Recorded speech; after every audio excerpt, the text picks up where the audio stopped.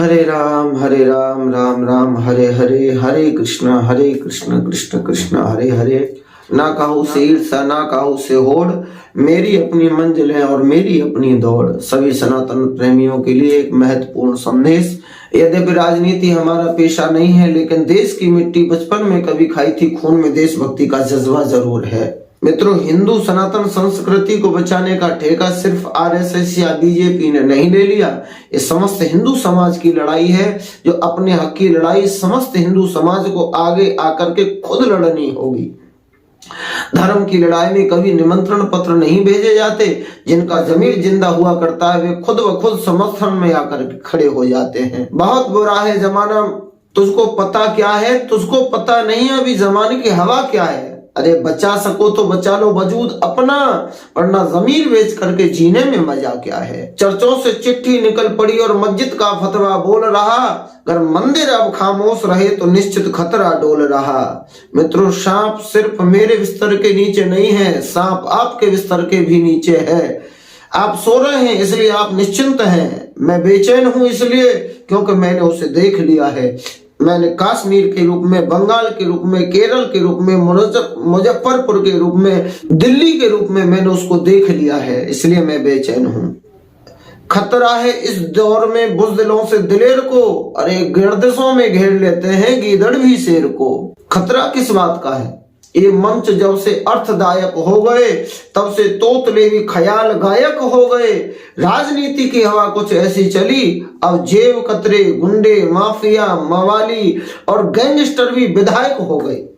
आप जानते हैं कैसे कैसे लोगों को टिकट मिली है, उनकी हिस्ट्री पढ़ लीजिएगा। बर्बाद गुलिस्तां करने को बस एक ही उल्लू काफी है, शब्दों पर ध्यान देना। बर्बाद गुलिस्तां करने को बस एक ही उल्लू काफी है, अंजामे गुलिस्तां क्या होगा जब हर शाख पे उल्लू बैठा हो। हिंदुओं के पलायन के लिए जब कोई बहुत बड़ा माफिया पैदा हो जाता है तो हिंदुओं का पलायन शुरू होने लग जाता है, और जब हर जगह माफिया मवालियों की सरकार हो जाएगी तब क्या गति होगी हिंदुओं की। मैं पूछना चाहता हूं, क्या यही उन्माद और भी निखारा जाएगा? क्या सनातन संस्कृति की कोख में इसी तरह खंजर उतारा जाएगा? मित्रों, अगर झूठ का चेहरा काला नहीं कर पाए हम, तो सत्य का सुकरात कल चौराहे पर मारा जाएगा। सनातनियों, यह लड़ाई सिर्फ आरएसएस, बीजेपी या कांग्रेस या समाजवादी या बसपा की नहीं है। यह लड़ाई हिंदुस्तान की सभ्यता संस्कृति के रक्षक और भक्षकों के बीच की लड़ाई है। यह कोई चुनावी जंग नहीं है, यह धर्म और अधर्म की लड़ाई है। ये उन गजवाए हिंद की ताकतों और हिंदुओं के अस्तित्व की लड़ाई है। ये जो 200 करोड़ सोना चांदी जो भी कुछ रेड में पकड़ा गया है, मित्रों, ये तो कुछ भी नहीं है। इस लड़ाई में हजारों करोड़ दांव पर लगाया जाने वाला है। जानते हैं क्यों? उसका कारण बड़ा ठोस कारण है। कारण यह है कि जो भी हिंदू विरोधी शक्तियां हैं, जो ये कहती हैं कि हमारी डिक्शनरी में हिंदू जैसा शब्द ही नहीं है, वे हिंदू विरोधी शक्तियां ये मान चुकी हैं कि बिना उत्तर प्रदेश जीते हम 2024 नहीं जीत सकते। इसलिए वे सभी ताकतें सर पर कफन बांध करके इस लड़ाई में उतरने वाली हैं और उतर चुकी हैं।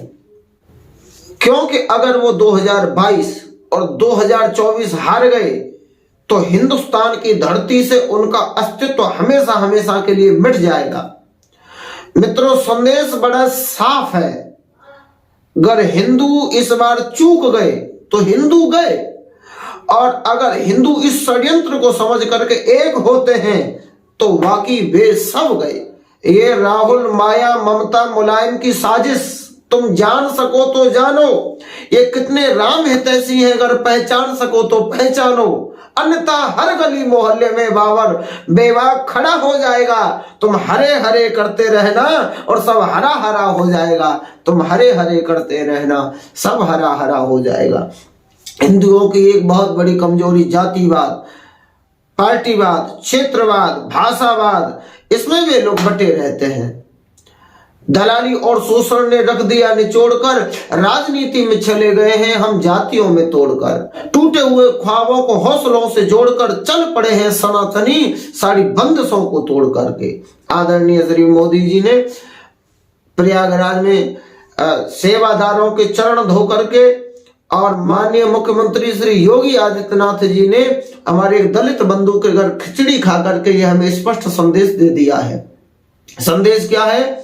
मैं प्यार का सूरज उगाने चला हूं और नफरतों का अंधेरा मिटाने चला हूं। सभी जातियां फूल हैं एक ही बगिया के, मैं गुच्छे में उनको सजाने चला हूं। न ब्राह्मण, न क्षत्रिय, न वैश्य, न शूद्र, ये वर्ण चार है, न है जाति कोई। मैं जातियों की नफरत मिटाने चला हूं और मैं प्यार की खुशबू फैलाने चला हूं। आज प्रत्येक सन्यासिनी को यह संकल्प लेना होगा, प्रत्येक सनातनी को आज ये संकल्प लेना होगा, बुद्धि से मैं ब्राह्मण हूं, बल से मैं क्षत्रिय हूं और व्यवसाय से मैं वैश्य हूं, तो सेवा से मैं ही शूद्र हूं। मित्रों, नाम के आगे पीछे चाहे जो कुछ लगाओ, लेकिन बात जब देश और धर्म की आए तो बिना किसी भेदभाव के एक हो जाओ। चाहे आधी रोटी खाकर जी ले और चाहे भेद अनेक रहे, लेकिन धर्म धरा की मर्यादा के तो हम सारे हिंदू एक रहे।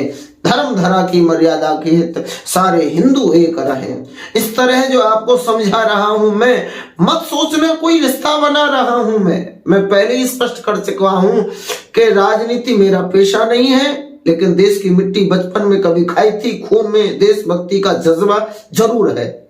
इस तरह जो आपको समझा रहा हूं मैं, मत सोचना कोई रिश्ता बना रहा हूं मैं। अगर स्वार्थी हूं मैं और कोई स्वार्थ है मेरा, तो बस अपने सनातन धर्म की रक्षा करने वालों की तादाद बढ़ा रहा हूं मैं। मित्रों, जिसमें कोरोना के लक्षण हो उनसे 2 गज दूर रहिए, और जिसमें जातिवाद के जहर घोलने का लक्षण हो उनसे जिंदगी भर दूर रहिए। एक मास्क देशभक्ति और आपसी सद्भावना का भी पहन लीजिए, ताकि ये घृणा के, नफरत के वायरस एक दूसरे में न फैलने पाए। और हमारे शास्त्रों में स्पष्ट संदेश लिखा है, जो राष्ट्र धर्म के लिए लड़ने वाले हैं उनके साथ खड़े हो जाइए। आप लड़ नहीं सकते तो बोलिए, बोल नहीं सकते तो उनका साथ दीजिए, और साथ नहीं दे सकते तो कृपया उनका विरोध मत कीजिए। एक और महत्वपूर्ण समस्या हमारे समाज की, लोभ। इस फ्री के लालच में आकर के हम लोग अपने पांव पे कुल्हाड़ी नहीं मारते, अपितु कुल्हाड़ी पर ही अपना पांव दे मारते हैं। मित्रों, शास्त्र कहते हैं, लोभ मूलानि पापानि संकटानि तथैव च लोभात् प्रवर्ते वैरम अति लोभात् तो नश्यति। लोभ पाप का मूल कारण है। लोभ संकटों को खड़ा करने वाला है। लोभ शत्रुता में वृद्धि करने वाला है, और अधिक लोभ हमारे विनाश का कारण बनता है। चूहा पिंजड़े में फंस करके इसीलिए मारा जाता है क्योंकि वो समझ नहीं पाता ये पिंजड़े में रखा हुआ पनीर का टुकड़ा मुझे खाने के लिए क्यों मिल रहा है। एक बार एक नेताजी ने भेड़ों से वादा किया, अब की बार आने वाली सर्दियों में हमारी सरकार प्रत्येक भेड़ को एक कंबल देने का कार्य करेगी।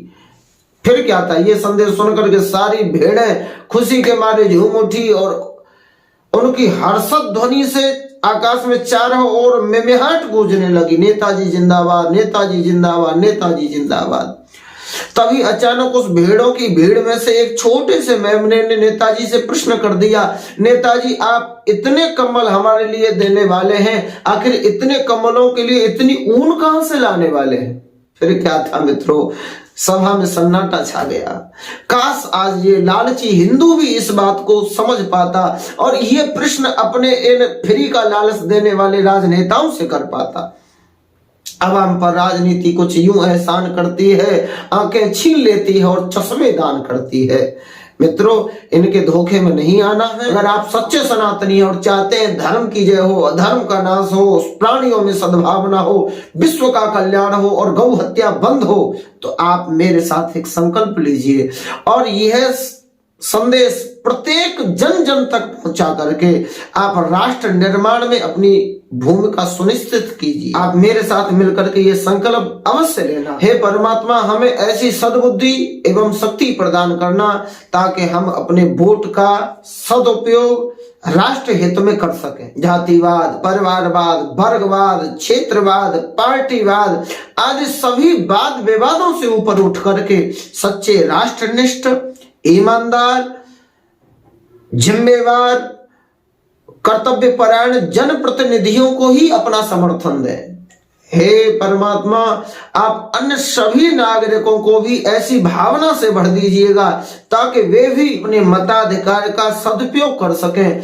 और हमारी इस मातृभूमि को सर्वश्रेष्ठ बनाने की देवीय योजना में अपना महत्वपूर्ण योगदान दे करके श्रेयस्कर पुण्य के भागीदार बन सकें। और मित्रों, आप इस संदेश को जन जन तक पहुंचा करके अपना राष्ट्र हित में योगदान सुनिश्चित करें। जय श्री राम।